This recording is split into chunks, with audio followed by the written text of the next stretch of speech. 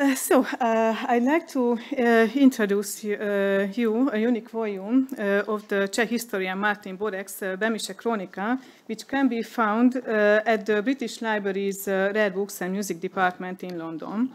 It was originally published in Wittenberg in 1587, and it was rebound in the first half of the 18th century.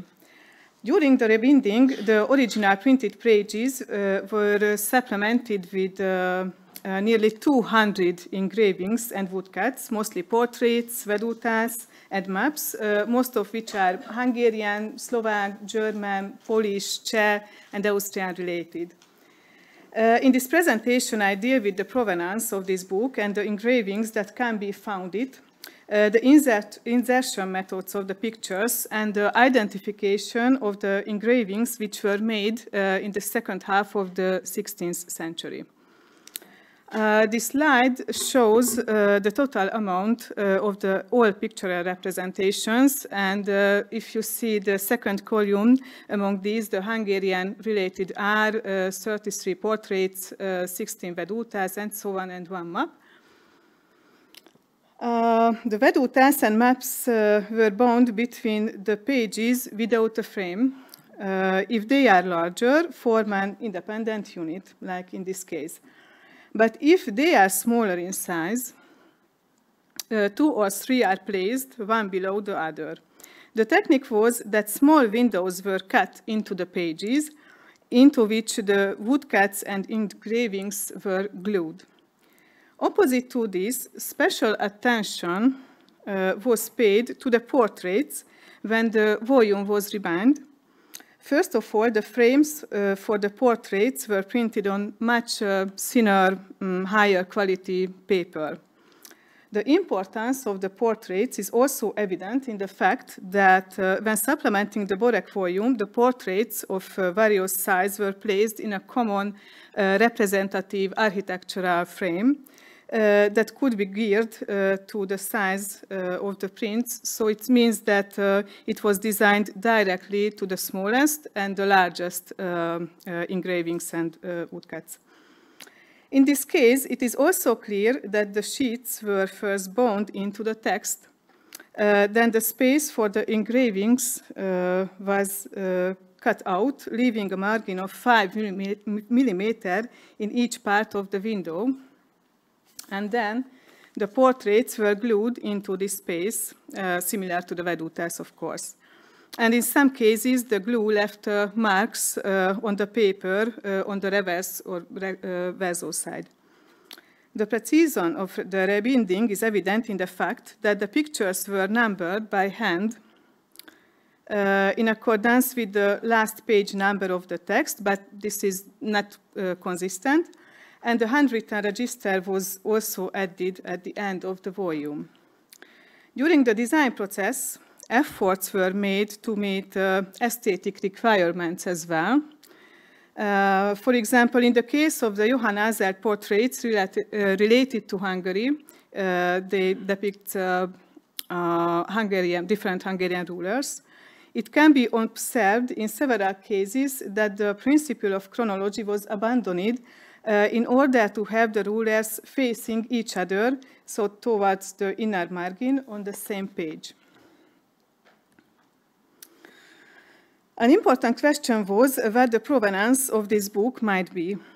The answer is that because most of the engravings were published originally in Nuremberg, from the second half of the 16th century to the last quarter of the 17th century, the former owner can be also located there. Here is some examples like Lukas Schnitzer, Johann Christoph Wagner is from Augsburg, yes, not just from Nuremberg, but on the whole. From this place, Johann Hoffmann, for example, Johann von Maurer, Georg Kreckwitz, and of course, in the case of the portraits, Johann Christoph Baer is the most important person, with Der Herzogen und Königin in Böhmen and in Ungarn. And on the other hand, Johann Melesander in the case of the Polish rulers. And I guess that my theory is correct. because the supralibros of the formal owner who rebound the book have also been found on the cover with its letters L, A, and then other L, reverse L, show that the owner was most likely Albert Lorenz Lederer, a teacher living next Nuremberg, a village called Schwarzenbruck, who died in 1757, and that's all. 30 portraits of Hungarian rulers with German captions were created by Johann Azelt and first published in 1683 in the volume, the earlier mentioned Der Herzog und Königin in Ungarn. But they were preceded by a series of engravings ordered by Lőrinc Ferenczi, a secretary to the Hungarian royal chancellor, and published in 1664 in the book called Mausoleum of the noble Ferenc Nádas. You can see it on the right side, but it is the Latin version. The older three portraits related to Hungary, dating from the second half of the 16th century, depict Miklós Rényi, the hero, and of course the martyr of Szigetvár, who had a great battle against the Turkish army. István Báthori as King of Poland, but he was originally a famous Hungarian nobleman. And King Matthias I. They were engraved by the same person whose name used to be unknown in the Hungarian and the international literature.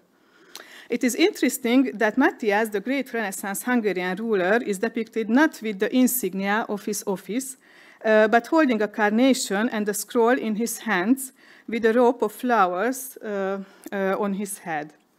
The prefiguration for this engraving, Andrea Mantegna's now lost painting, another copy from the first quarter of the 16th century is visible on the right side of the slide, was the portrait of Matthias exhibited in the villa of the humanist Paolo Giovio, Bishop of Nocerna in Como.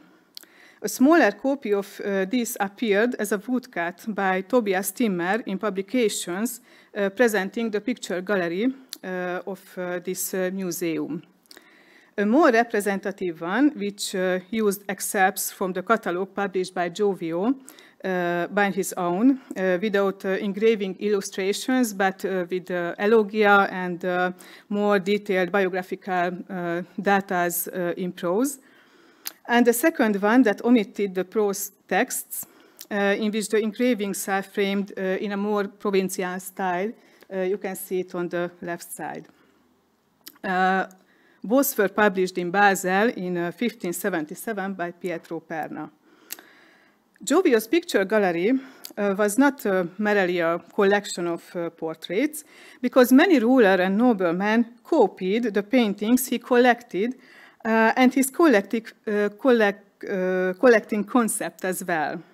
Giovio owed his outstanding international reputation to the fact that he considered the portraits to be expression of excellence, and in accordance collected these portraits.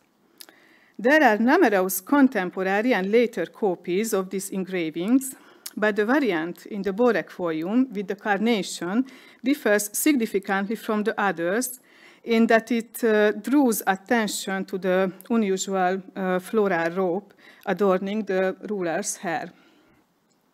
The carnation held in the hand regularly appeared in the Renaissance, but not just in the Renaissance, but throne portraits as an attribute of earthly love, and the composition clearly evokes this. The Hungarian scholar Johann Balogh supposed that the German version may have been created by the engraver directly, adding to the original profile portrait and placing a carnation in Matthias' hand. But actually, the direction of the modifications cannot be identified. Many of the painted or engraved copies of Giovio's collection of portraits show traces of reduction. Although Pietro Perna and the Marburg philologist Theobald Müller both wrote a preface to the catalog of the museum, emphasized that the Tímea engravings were made directly by copying portraits that were still exhibited in Como at the time. It is clear that the engravings in Pernas volumes and the 2084 Florentine portrait copies booked by Cosimo de' Medici during Giovio's lifetime and painted by Cristofano dell'Altissimo, nowadays you can see them in the Uffizi, were modified in several cases in terms of cropping and even composition in order to give them a more uniform appearance, focusing attention primarily on the faces in accordance with the Elogia and Giovio's ideas. The direct antecedent of Andrea Doria, who was an admiral, if you see it like Neptune, for example, Agnolo Bronzino's oil painting depicting him as a Neptune, in which Doria appears with a trident in his hand, while in Tímea's engraving he is shown with just an oar. The desire from uniformity is not only evident in Pernas volumes, but can also be observed in the Florentine portrait copies. For example, the Condottiero of Lucca Castruccio Castracani, on the right side of the slide, is shown in Tímea's engraving as a figure in profile wearing armor, presumably a cutout from an equestrian portrait, while the copy in the Medici collection shows just a buste with a man who wearing a cloak instead of armor. Due to the Hungarian-related portraits, 8 additional portraits can be linked to these 3 engravings in the supplemented volume of the Behmische Chronica. These are Henry III, French-Polish ruler, similar to István Báthori, Frederick I, Maximilian I, and Charles V, all of whom were Holy Roman emperors, Maurice I and John Frederick, electors of Saxony, and finally Jan Hus and Juan Luis Vives. With the help of these 11 engravings, it can be determined that the engraver of these portraits was Balthasar Jenichen of Nuremberg, who worked as a student of Virgil Solis, Virgil Solis, and then married his widow in 1562 and continuing his work until his death around 1621. Jenichen made several series of portraits of various rulers, clergymen, Nurembergian patricians, scholars, and so on. And the engravings included in the Boregk volume were part of this series. Jenichen, like his contemporaries, often reused and engraved portraits that had been published earlier. Just one example of this, Erhard Schön's portrait of Jan Hus, a variant of which, engraved by Jenichen, can be found in the Boregk volume, but he made another version, a common version in 1565.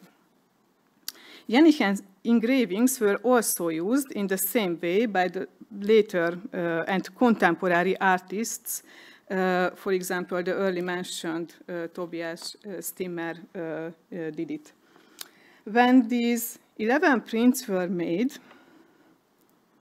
the copper plates were already damaged, and scratches can be detected, particularly on the images depicting Fridericus Barbarossa and Matthias Corvinus.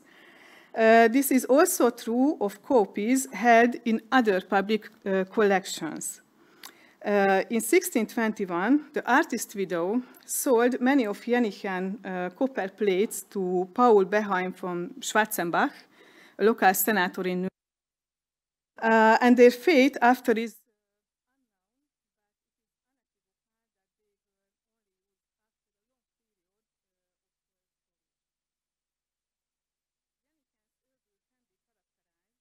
by the use of many engraved inscriptions in his portraits. the spelling and appearance of which are often inaccurate. For example, Jenichen added Latin inscriptions to these 11 waist-length portraits containing the name and title of the person depicted. For example, in the case of Matthias, the name is shifted from the center axis and it's not exactly horizontal, and the letters are a bit wavy. In the case of Charles V, the first letter V is on the opposite direction. In the case of Johann Fridericus, the name extends beyond the image, so it was cut around before it was inserted into the frame. And another example to the opposite direction standing letters are here from Jenichen's oeuvre. So it was typical in his artwork. One of the main differences between Jenichen and Tobias Tímea, for example, Tobias Tímea's engraving work, is that the contemporary masters, including Tímea, used mostly letter clichés. Jenichen usually engraved them, sometimes using several letter types within a single composition. And just a conclusion. So just because woodcuts or engravings can be found in a book edited in the early modern period, doesn't necessarily mean that they are contemporary with the volume. The second is that it shouldn't accept what Google Books presents without criticism. I found this volume on the Google Books, and it happened accidentally. The images are mixed up, sometimes are duplicated on the internet, and the volume is divided into two parts, so as if it were two volumes. That's why I had to travel to London to check this Boregk volume on the Google Books.